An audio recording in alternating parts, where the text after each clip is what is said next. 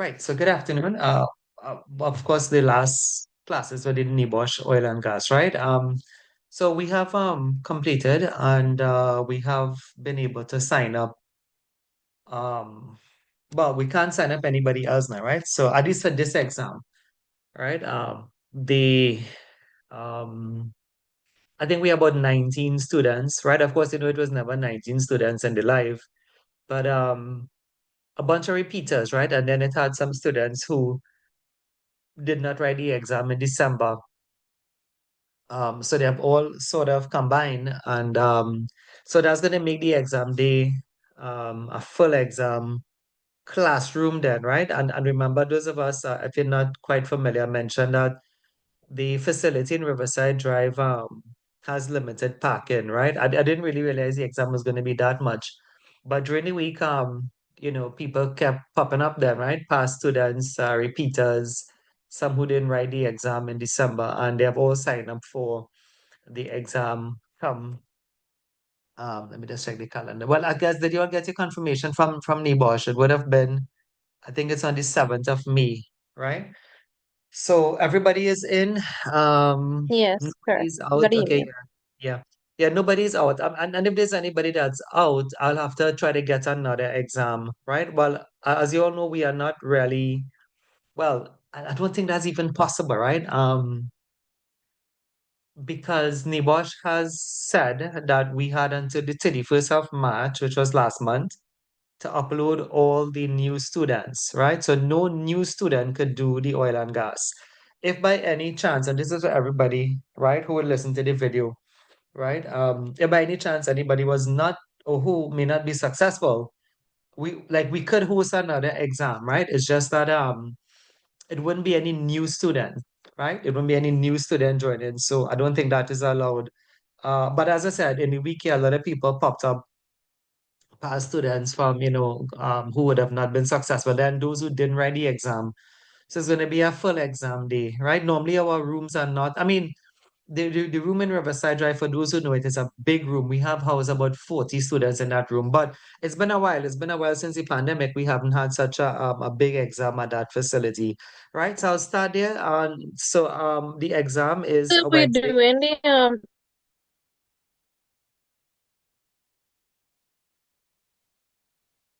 yes, so I know you said we would have been doing a session before like a Sunday in Riverside. Is that still on? We could try to organize it with four people on the live here. We'll have to message everybody, and I could try to do something with it.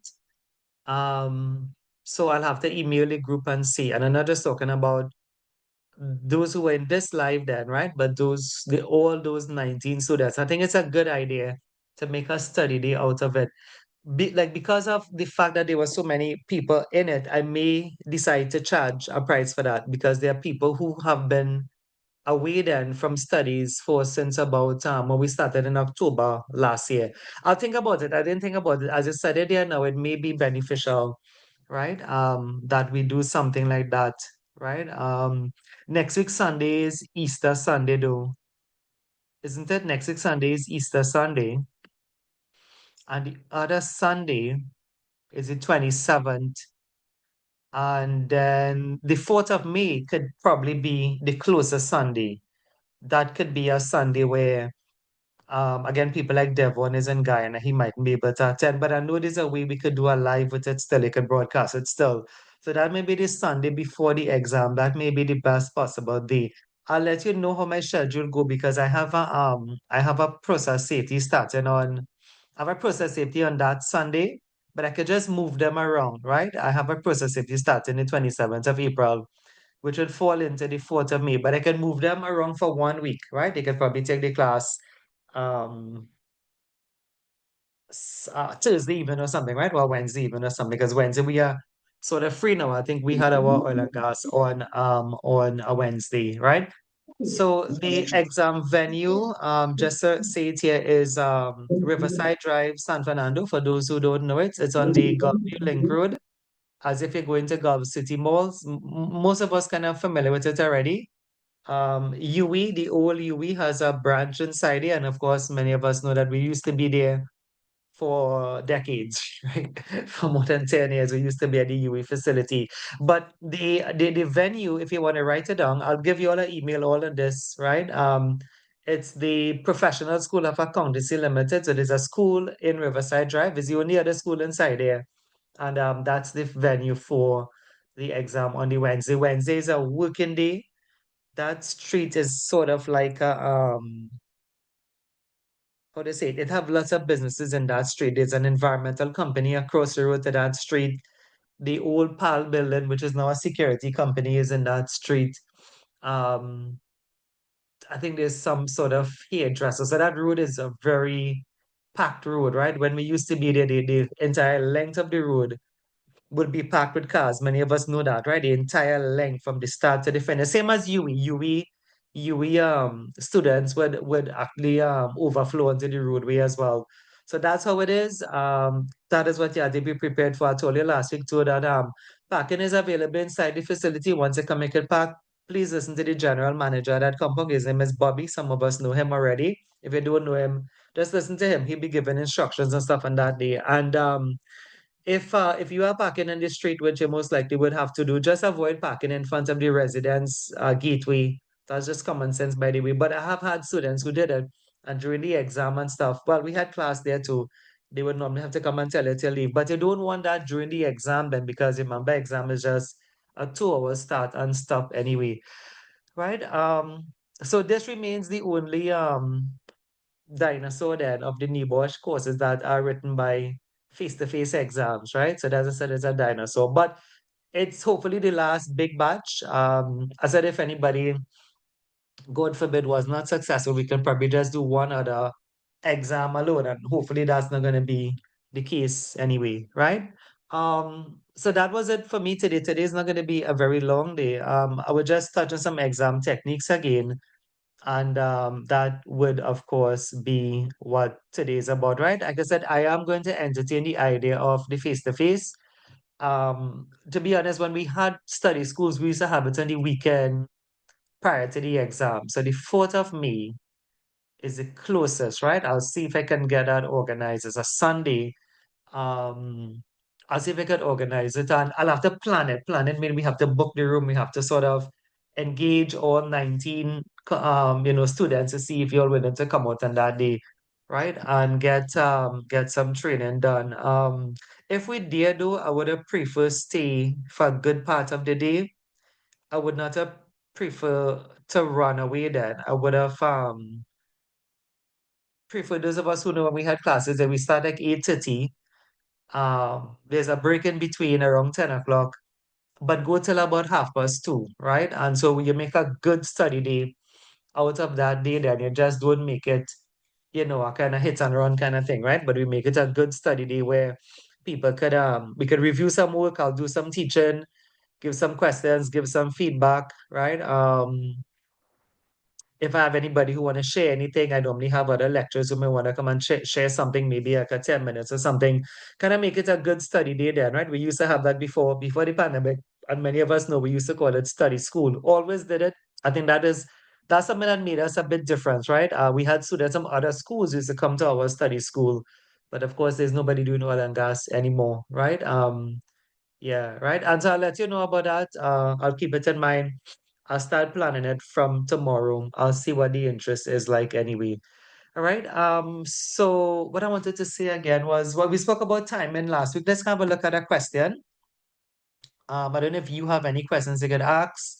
I would sort of suggest now with the Easter time, next week is no classes, right?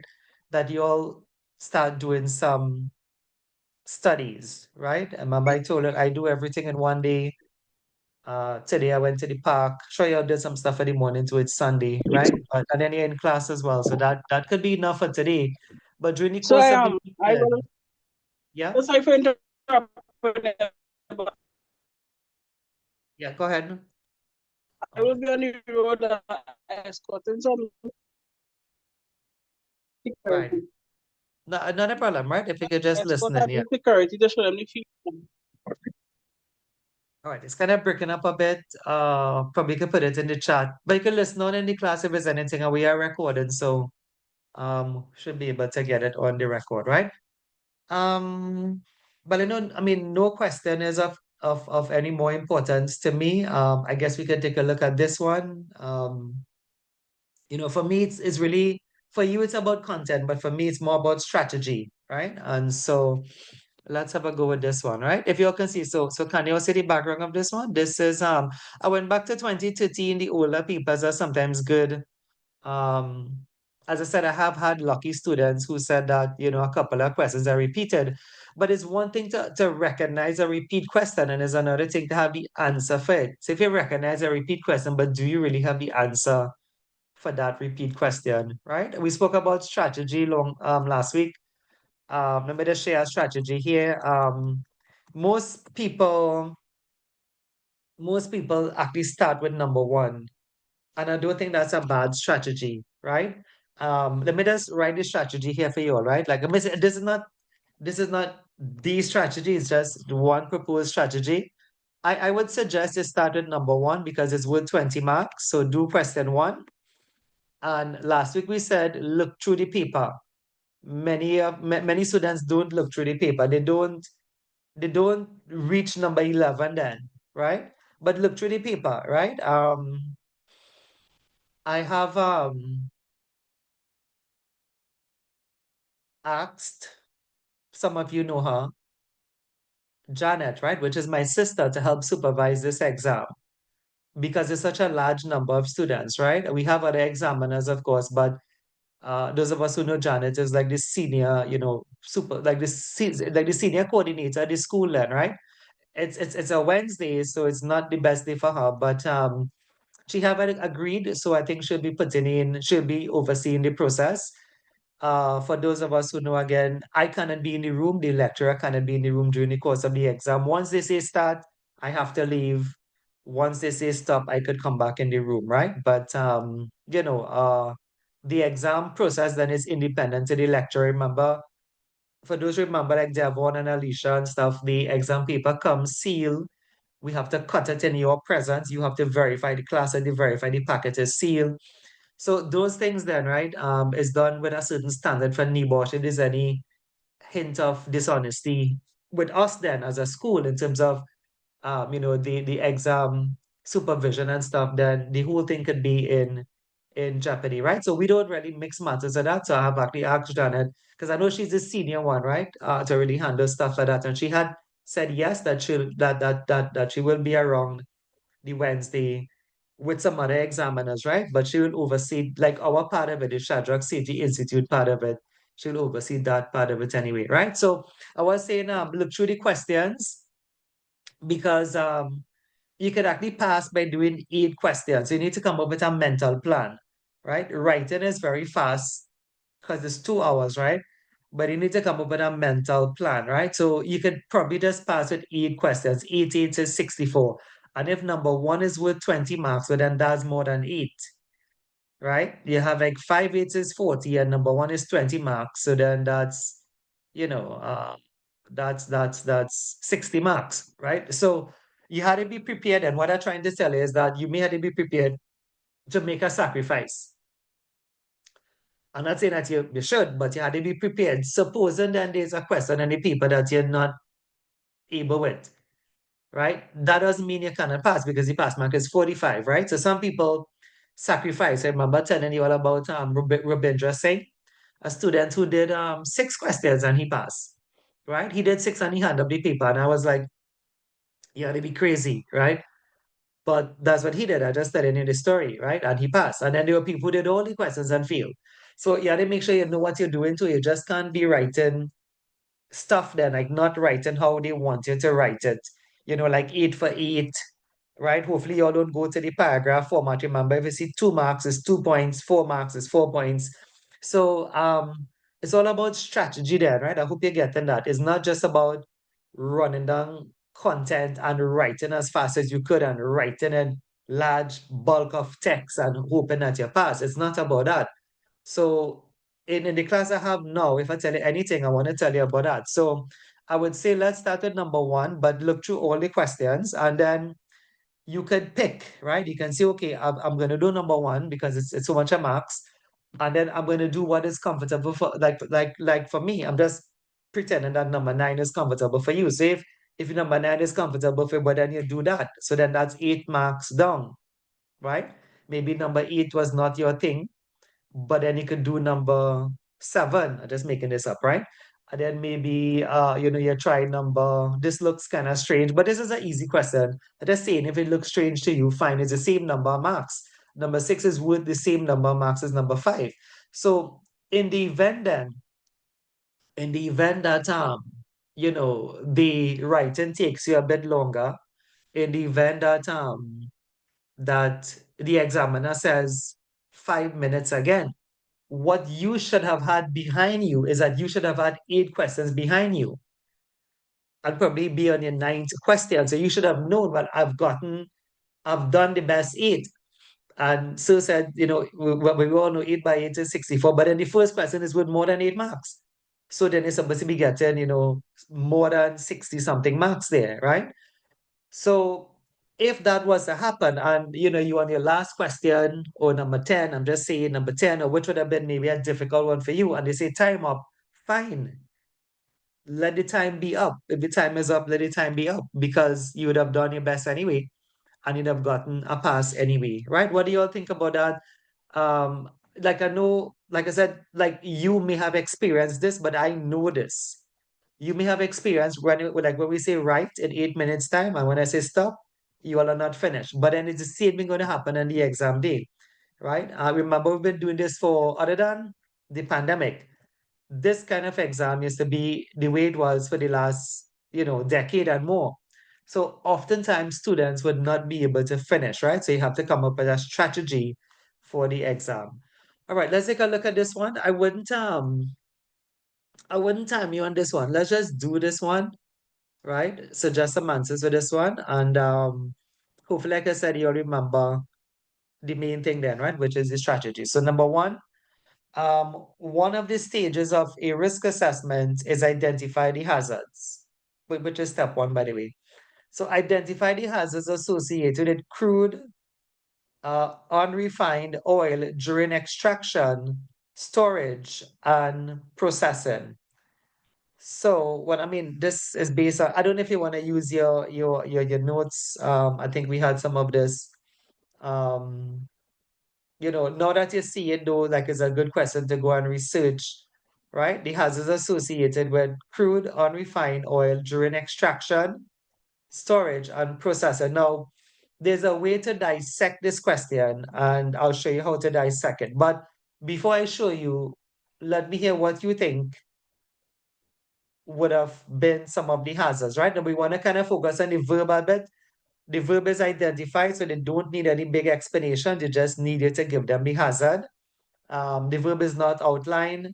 Number 1, part A seems to be just like a one-liner and a half. But how do you dissect that question? Or is there a way to dissect it? So with the extraction, you could deal with the process like the SLI, SIL, SIL, Integrity levels, yeah. the detectors, high pressure detectors, low pressure, bypass systems for gas, monitoring.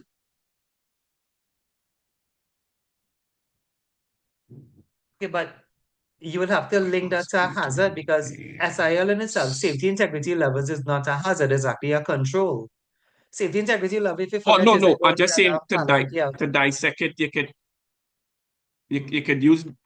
could take those into consideration and well, if you have a failure the SIL, Right, but then you will there'll be have a failure hazard, the yeah. SIL Yeah. when you're doing Yeah. the extraction. You have the mud coming up with the radioactive material. That would be a hazard But no, it's with to the give the hazard, extraction. yes. Yeah. Okay, good. Correct. Yeah, correct. Just Correct, yeah, extraction right? alone. Yeah. All Hello? right. So what I would have done, let me just show you all, right? Anybody else want to have a little go at it? I left my glasses clean on the other side. Anybody want to have a little go at it? Like how would you dissect this question? This is an easy question. Um This is an easy You question, want to but you have start to with be able to dissect it. failure of the critical safety device, such as the SSIL system. If failure should occur during extraction, could pose a hazard.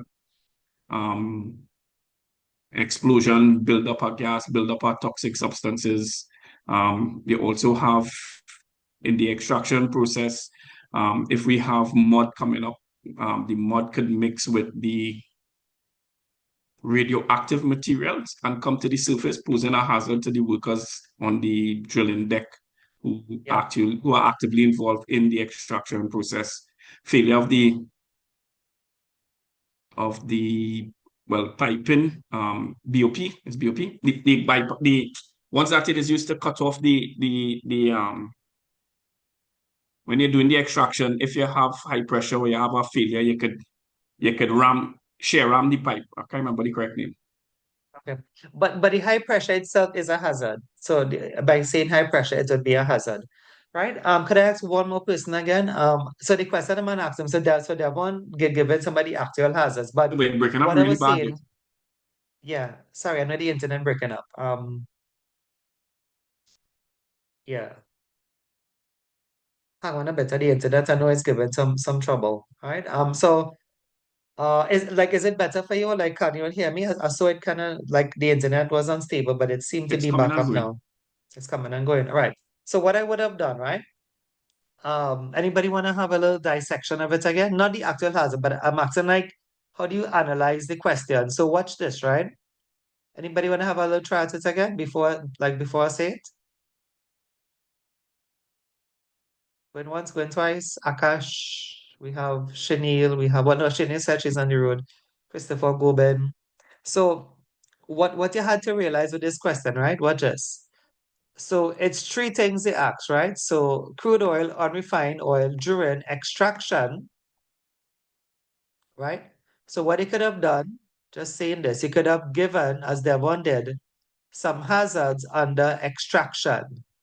Just put X, right? X, right?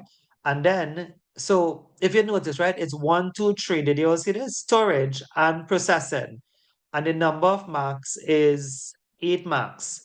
So if you give 3 hazards here, 3 hazards there, that's 6, and 2 hazards here, you'll make up the 8 marks. So see if you understand that sort of technique. You give, and Devon already give more than 3 under extraction, right? So under extraction, under storage, you could have, so this is what you have to answer. And under storage would have been easy. Under storage, like storage hazards of the oil in the tank then, like overfilling, spills, that's 2 already right there. I feel like I spelled storage wrong, but you all know what I'm trying to spell, right? I'm talking at the same time. And then process it.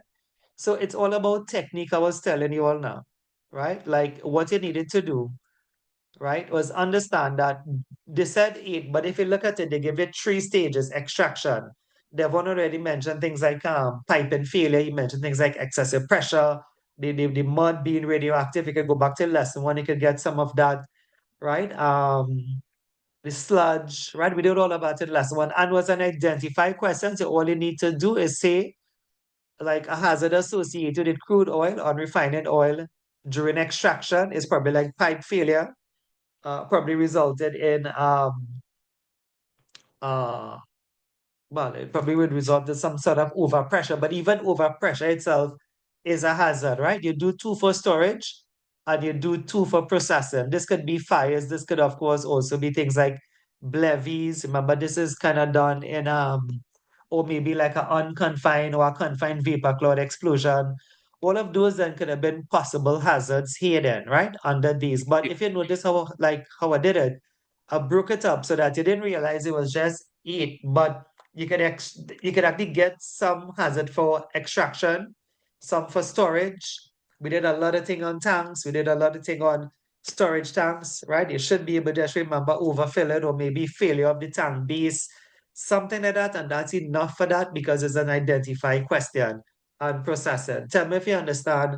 Remember, we are all about technique, right? The content you could learn, right? If you understand the technique, the question becomes an easy question. What do you think about that, Christopher? What do you think about that? We have who again? We have um Jessica, what do you think about this particular method of answering the question? And that is like what you have to do. You couldn't just get all from extraction, because they said extraction, storage, and processing. If you got all from extraction, do you know if you got all 8 on the extraction, you wouldn't get 8 marks? Because they ask you 3 things, you see, extraction, storage, and processing. It's like the most you may have gotten, even if you had 8 on the extraction, would have been 3 marks. Because they give you 3 categories to choose from here. What do you all think? Nice question once you understand it. Let's see what they said, right? These are old paper. They should have had some better answers.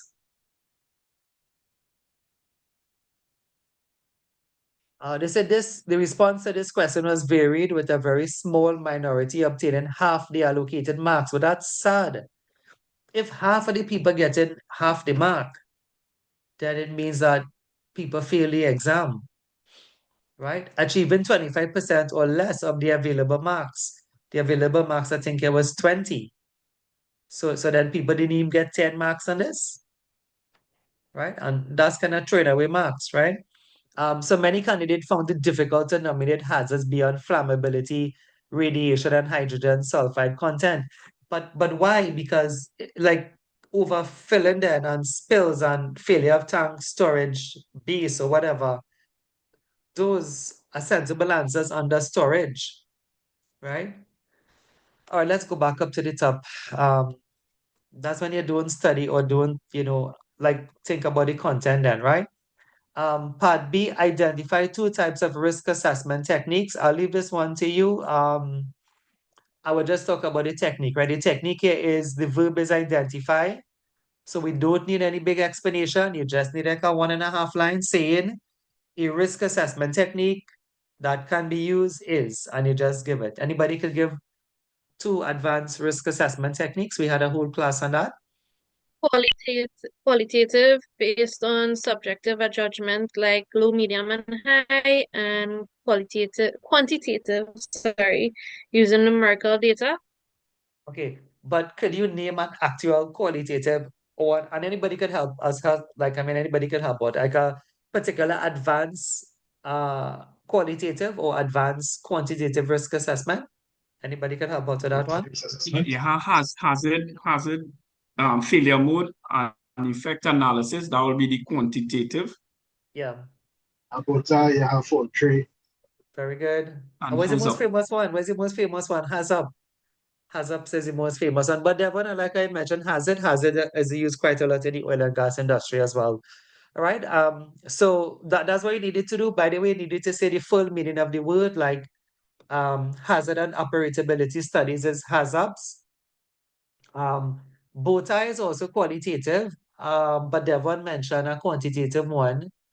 Failure mode effect Yeah, failure analysis. mode effect analysis have a formula in it, right? But like one that we did a lot, I'm surprised you all have mentioned it, is the ETA, the inventory analysis. That's a purely quantitative technique. There's also something called FTA, but I do think it was on this syllabus, right? And the one that we covered a bit would have been the inventory analysis, right? Go back, check them out. If you could, I may have videos on that on YouTube as well. You can check out some of that. You don't need too much great content in it. You just need to know what the techniques are, right? Let's kind of see what they have here. Yeah. Which is the correct answer for that? Is it quantitative and qualitative, and you need to give an example, or could you just use either the HAZUP, hazard, or the FMEA and still get it correct? I would have liked to class it under categories. I would have said advanced techniques could be qualitative, like what Alicia said, using words. And I could have probably said like an advanced technique could be the hazard and operability study, HAZUP. Then a quantitative technique could be using numbers, probability data, and I would mention probably the ETA, the inventory analysis. Or I could mention both. I mean, if you just want to stick in the qualitative, they didn't really ask you like to choose one qualitative and one quantitative. They So just you could said use 2 the types. failure mode. Yeah, I think you could use that and the Failure HAZUP. mode and effect analysis. Yeah. Yeah, And because the I think HAZUP. that's used to quantify parts, components, individual. Yeah. A failure mode effect analysis is like what's the Components probability failure. that a particular component will fail? And when we taught you, we said you could look at your phone, like imagine if your phone, right? The Wi-Fi feature stop working. Like in today's age, people would just throw away this phone because the phone could still make a call, but if the Wi-Fi not working and nobody really wants to use the phone. So like the Wi-Fi then, the Wi-Fi feature of this, then the Wi-Fi, receptors then, right? Whatever they call them. That becomes like a critical component. And remember the FMEA, you consider the effect of a component on the whole system, right? So I think when we spoke about this, you can think about something like the cars. If your radiator is overheating, what's the effect on the whole car? But FMEA studies components and the effect on the whole thing. If your refrigerator, then God forbid, stop, like the freezer compartment stop making cold. Well, then what's the value of the refrigerator? Many of us would just sort of put it back to fix or whatever have you, right? Or, but that is like a critical component then of having a refrigerator. If you have a refrigerator and it's not making ice, it not really not making sense having that refrigerator, right? So it's the effect of a component on the whole system. Let's see what they had. Candidates seem to particularly have a problem, and this of course, would not be our students, identifying two types of risk assessment techniques, and instead give HAZUP, Swiss Trees model, job safety analysis, and similar as a response. A number of candidates, okay, but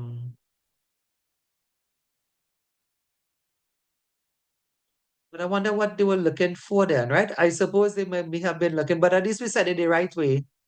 We said qualitative and quantitative, right? You see, these answers are so vague. Candidates seem to particularly have a problem identifying the two types of risk assessment techniques. But you see the words what they said, and instead gave HAZUP. I guess they were talking about maybe qualitative and quantitative, and then linking it back to one of those techniques anyway, right? Let's see what they have here. So outline a typical 3x3 matrix that can be used to assess the level of risk. Well, I think hopefully you should be able to do that. You would need to, when you say outline, you would need to talk about, let me just put that down for you all. Could I take off the left-hand side? You would need to take off. Anybody writing? Anybody writing? I don't think so, right? So you need, I see in 4 marks, so I would want to suggest you maybe talk about 2 things about the likelihood, right? And then 2 things about the severity then. Because remember, risk is evaluated by likelihood times severity. So outline a typical teacher, right? So you need to say what the likelihood is, say like the numbers, what 1, 2, 3 is. So you'd have to say 1 would mean, like unlikely, 2 would mean likely, 3 would mean very likely. So you're kind of making up a matrix, then you do the same thing for the severity, right? Again, they say use 1 to 3, so 1, 2, 3. 1 would probably mean no injury, 2 major injury, 3 probably death or serious injury, something like that, right? So I think if you do that, you could get the mark. Let me see, outline typical. Right, okay, so I think you'll have to say that you'll have to multiply them because they say how could be used to assess the level of risk. So after talking about likelihood, you talk about severity, then you sort of introduce the formula where you say that you have to multiply the likelihood by the severity. And then you can talk about the highest number here being 9. So the closer to 9 you get, that to be high risk or unacceptable. The lower to 9 you get, then it'll be, like low risk anyway, right? We kind of give you a hint here, come to think of it now, but they did say outline a typical 3x3 matrix that can be used to assess the level of risk, right? All right. Part D, the summary of risk evaluation is often drawn in a table similar to the one below. Study the table, and for each of X and Y and Z, well, X, Y, and Z, outline the type of action that should be taken in relation to the corresponding risk level. Some more think about this one, right? So study the table, and for each X, Y, and Z, they want to know what action you'll take, right? Outline the type of action that should be taken in relation to the corresponding risk level. The funny thing in this, I've seen 4 marks, and the marks not lining up to what they asked in here for. Right? They asked you 3 things, right? Okay, they asked you 3 things, 1, 2, 3. But I've seen 4 marks.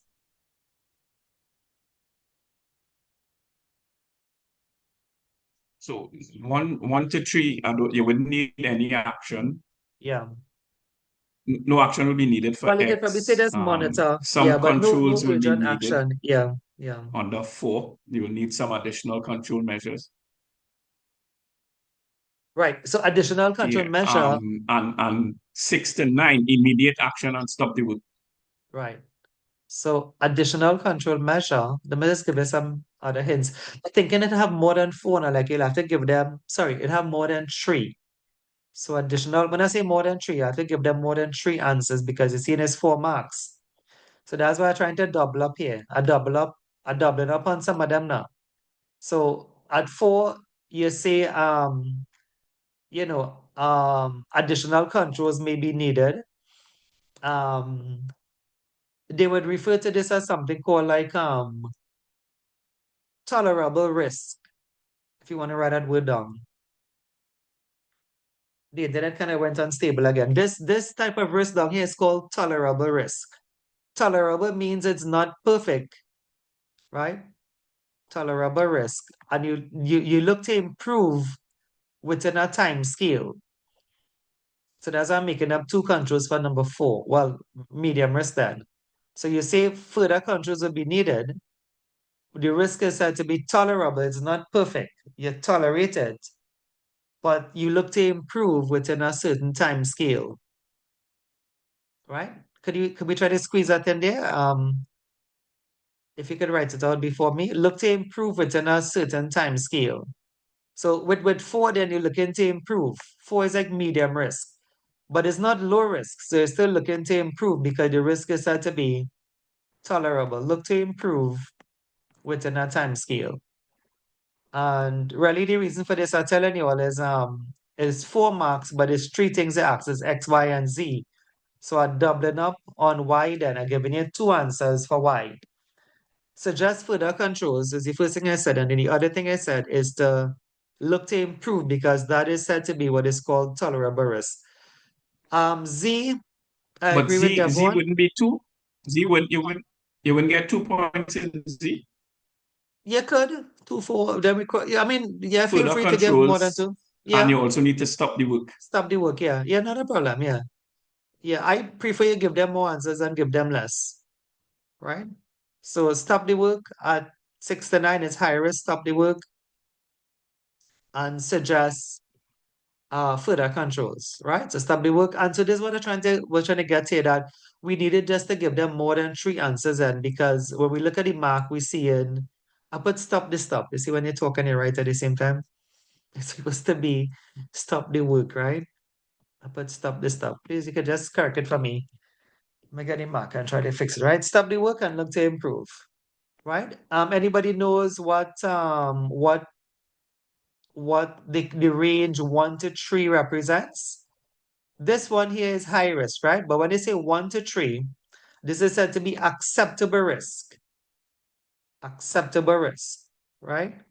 The one in the middle is said to be tolerable risk. This is ACC. It looks like a R, but ACCEPT. Acceptable risk is the first one. So you really don't need to do anything. Acceptable risk, right? 6 to 9, of course, is said to be, intolerable risk. So then you have to stop the work and look to improve it in a certain time frame. The point there is that hopefully you caught I try to train you on how to look at the mark scheme and not just give 1, 2, 3 because you're seeing 4 marks. And if you think of another answer, put it. It's best to give them more than give them less. Right? You cannot get 4 marks if you give them 3 answers. But if you give them 5 answers and they take 4, well, you still get 4 marks. Right? So you can get 4 from 5, but you can't get 4 from 3. So it's always good to give them more in this sense, right? I didn't see any comment on that. Let me go back and just double check. I didn't see any commented on that. Oh, the only comment they have, a number of candidates had difficulties with summarizing risk evaluation and outlining the actions to be taken. Well, I don't think we had that problem. I don't think we did it like that. I think we had the answers and stuff, right? Based on the category range, right? I would have said, like 1 to 3 is acceptable risk, 4 is medium tolerable risk, 6 to 9 is high risk, right? And it shouldn't be a problem with that. But I said, I mean, this is a good, or do you know number one? You could spend 30 minutes on number one. But yeah, they work fast on the other questions if you do something like that though, right? With this kind of exam, every minute count, right? If you could finish number one in 25 minutes, great. But I know they say sometimes they recommend the time for number one is 30 minutes and then kind of 10 minutes on the other questions anyway, right? Let me just do the E and I'll just show you one more technique for today. I'm not going to do another question. I want to show you another technique that could probably save you a bit, right? So E outline the concept of as low as is reasonably practicable. I see 2 marks, I see outline. So it's going to be, just now the internet went back unstable. So what you have to do with E, a lot of people think you have to define ALARP, right? But you don't have to. What you have to do, you have to say what it is and you may have to give an example of it because there's an outline question, right? So outline as low as is reasonably practicable. If you remember, that is where you evaluate the risk, you know, based on cost, time, and effort. But, you know, Is the risk and the cost, right? yeah, you Balance. evaluate the risk based on cost, time, and effort. And that you do all that you can do. So you go as low as you can do in reducing the risk. The only exception you have is where the cost then is disproportionate to the risk level. So you had to mention those words. Those are the words they're looking for. They're looking for, you have to balance the risk against cost, time, and effort, right? And the only exception the employer have is if the cost is disproportionate to the level of risk. What does that mean? You can say like it may cost the company 100,000, just making up a figure, right? To purchase a new generator. Now that may be disproportionate because it may just make better sense to service the generator at a cost of maybe 200, or $2,000, whatever have you, based on cost, time, and effort, right? So you have to kind of give them an example. That may not have been the best example there, but the point is, you're not supposed to spend a lot of money on something that is low risk then, if it's like affecting a little bit of people or just low risk. If the risk is high then, you do have to spend the money. So that's the part about being proportionate or disproportionate. Do you want me to give another example of it?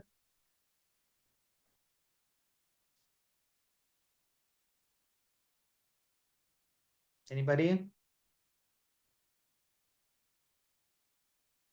So with outline, our outline is more than a define, right? So that's why I define it. And then I give an example of it. I think the one I had on this slide was, I remember the one I had on this slide.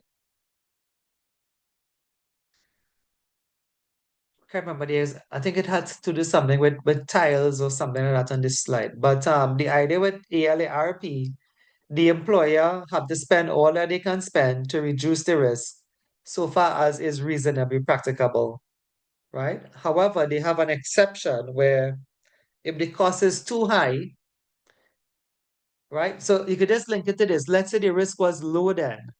The risk of slips was low, and then somebody recommend you change out your floor. somebody recommended change out the tiles on the floor, but the risk of slippage was already low.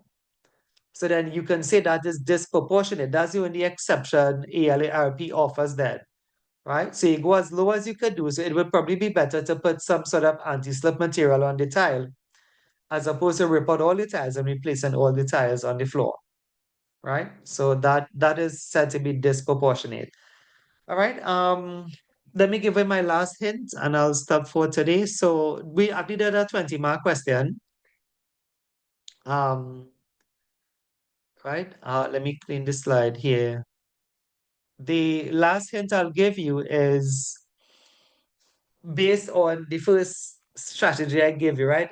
If you are finished, looks like yeah, sorry, I'm looking at something on the TV. If you are finished with your 8 questions on the day of the exam, right?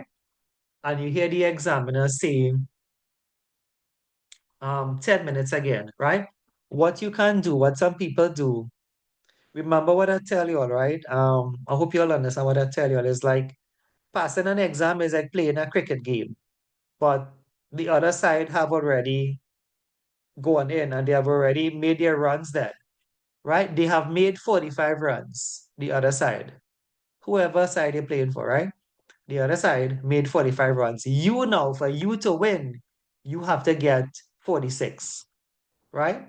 You understand what I'm telling you? The exam pass mark is 45. You had to get 45, 46 to actually win, right? So what some people do is what I say now, don't give up, right? What some people do, they go on a mark run. So you hear the examiner say, I'm just assuming, right? You have your 8 questions behind you. You are on your 9th, you have nice banks. I'm looking at a video on Guyana. I see them on the video, they have a bank struck, right? They live in banks anyway. Yeah. So yeah, so you kind of go on a mark run, right? So you look through the questions. A mark run is where you look through to see where you could just get quick marks. Because if you had your 8 questions behind you, that's 8 by 8, 64. And if you did the 20-mark question, it's more than 64. But you go on a mark run to see if you could pick up like a 2 marks somewhere now, right? If they suppose like when they say 2 minutes again, they say 3 minutes again, they say 1 minute again, you could go on a mark run. Look through your paper and see if there's something you can do. Let's say you didn't try this question here, right? Let's say you left this one for last and you're watching it now. And they say identify valve A should be open or closed during unloading. You just put close. That's a mark run. It just makes sense, right? This is unloading, right? So if you're unloading, then this here I guess should be closed. I'm not sure. I don't know if it's a vent. Let me see. It's unloading valve E. No, but if they're unloading, I haven't really looked at this, so what I'm saying, hopefully you get the idea. I'm not just talking about this question. The idea of making a mark run is just making a mark run, right? And who knows if we pick up 2 marks, and those 2 marks, those 3 marks, it don't have to be this question. I just stop on this one. I'm just saying. Valve would have been open. Yeah, I didn't really look at the question, right? We're talking about a mark run. So if that 3 marks you pick up somewhere then, the 3 marks you pick up somewhere could actually be the difference between 44 and 47. You understand? So a mark run is important on the day of the exam. You all understand where I'm getting at, folks? I hope you're taking my on, right? You know, of course, debauch is a kind of brutal thing. You get 45 or you get 44. God forbid it's 44 you're getting. I'm just making this one up, right? I just assuming. Let's say you did not do number 9, part B. Identify 2 zone classification for a cloud of combustible dust in the air. So it suddenly hit here. You're thinking, the examiner say 2 marks, about 2 minutes again. You're saying 2 zone classification. You remember something from class? We see dust, you say zone 20, zone 21. It's an identified question, so you don't need to say too much. If you remember anything about it, fine. That is a mark run. That 2 marks there could actually be the difference again between 44 and 46. Folks, you understand what I'm getting at here? Right? You are telling you based on your speed, and from past students might not be able to finish all 11 questions. But when you hear they say 5 minutes again, 2 minutes again, 3 minutes again, don't just give up. Go on a mark run. Because I tell you what passing exam is like. pass an exam is about like cricket. The other side bat already. They get 45. You had to beat that. So try to beat it any way that you could, right? So one last one. I just given you one last down one again. Um, outline the purpose of a flare. So maybe you just make up something. You just make up the purpose of a flare. You just make it up, and you don't know if what you make up there could have given you 2 marks, right? You don't know. Of course, I don't know if you studied this as yet, right? Give the meaning of blowdown within the oil and gas industry. So, you kind of make up something you don't know. You don't know the examiner. You write something out. You don't know if you pick up 1 mark for that, 2 marks for that. And that could be the difference. When you see your results, those of us who go through this exam before, you'll know. You'd see, you find yourself, okay, you get 46, 47, and that could have been the mark run that you went on, right? So, folks, I wish you the best for this. I am going to push forward for now, though, to see what we can do for our face-to-face, right? I'll let you know what I decide on in the week. I'll have to have some time to think about it and coordinate it with the other classes I have on that day. But seeing that the Easter now is upon us, I think it will be fresh in our head. And I know you all don't know this. Some of you do. But before the pandemic, then I'm telling you, what I told you before, you see the weekend before exam, even the Monday night, people used to be studying at the school. Of course, people are not doing that anymore, right? All 9 o'clock in the night, people used to be studying. I'm telling you, I know the guys in them. I could call your name, right? I could call Nigel. Nigel today is the safety for Mona, I believe, right? Nigel, can't remember his last name now. And then it had another one, Rennie. I think Rennie is at Labrie, right? One of those companies there. I came across him recently with an interview, right? Not interviewing me, but he was doing an interview. And these guys, I remember when we had exam, these guys would be there the weekend, they'll be there in the night studying. That was the culture back then, and the culture changed because when everybody home and we studying home, but it is showing you that those are the things that happen a lot of the times, like the weekend before the exam. It's not a weird thing. And seeing that this course follows that dinosaur approach to the exam, I am going to suggest the Sunday before the exam to be our study day, right? I'm going to email you all tomorrow on it, or if not Tuesday for the date, is because I have to organize some stuff with me and my classes and at the facility down there, right? And I think that's a good day. I think that's a perfect day because it's the week of the exam. It don't make sense take a study school before, right? If you hear it the weekend of the exam, hopefully a lot of stuff will stay in your head, because the exam is just going to be 2 days after that anyway, right? What do you all think, folks? Even if you don't think nothing yet, I want to give it an email by Tuesday for the latest. I'll tell you what we decide and how we decide to run it. I want to see if anybody else is willing to maybe step in and say hi and whatever have you in terms of the oil and gas industry on that day as well, right? Folks, that's a wrap for today. I do have your role. I do have your role. I snuck it in the back, but remember our class is actually finishing up. The number of sessions we had on our schedule is actually finished, right? So Mhm. Yes, Stefan? okay. Oh, internet. Go ahead, Devon. We can hear you. Yeah, I put up our revision book to the book we have. Yeah, I put up the revision book to the book we have on the WhatsApp chat so they could print it. Everything is just in point form, so it'll have all the well, most of your notes in point form. It's the actual book itself, so I got it downloaded, so Very good. they could probably print it and use it as a revision text. They can Very have a good. look at it and see if it's what they need or not. Excellent, right? Excellent. Thanks very much there, Devon, right? Okay, it's just 6 of us here. Let me just have us go and let's just check out the group. So we have Akash. Present. Shirley is here. Yeah, thanks very much, folks. Alicia is here.